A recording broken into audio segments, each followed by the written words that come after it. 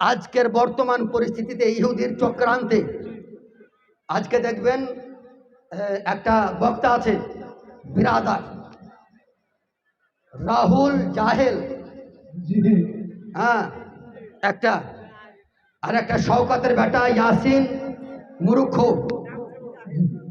আর একটা আছে মুমতাজুল ফিত্তিন মানে ফিতনাবাজ।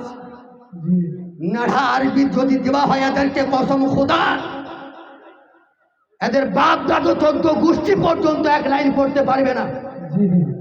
আর স্টেজে ওঠার পরে আমার আপনার নবীর শানে বিয়াদবি করে, আমার আপনার নবীর শানে কিয়াম করা নিয়ে বিয়াদবি করে। আসুন, তারা সঠিক না আহলে সুন্নাত ওয়াল জামাত সঠিক? তাদের গুরুরা ইহুদির দালালরা বই লিখেছে আজকে থেকে 100 বছর আগে। একটা বইয়ের নাম তাহজিরুন নাস, বইটা চুটি বই, কয়েক পৃষ্ঠার বই। কিন্তু ইংরেজরা যখন ভারতবর্ষকে দখল করে, ভারতের ওপরে যখন হামলা করে, তো সর্বপ্রথমে এই ওয়াহাবি দেওবন্দি কাদিয়ানি ফারাজিদের, ইয়াসিনের, মুমতাজুলের আর এই রাহুলের, এদের গুরুদেরকে কিনে নিয়ে তাদের দ্বারাতে কোরআন হাদিসের মধ্যে ফিতনা সৃষ্টি করেছে। তার প্রমাণ আমরা দেবো আজকে এ মুসলমান। তারপরে আরেকটা বই লিখেছে মার্সিয়া, এ বইয়ে অনেক কিছু আছে।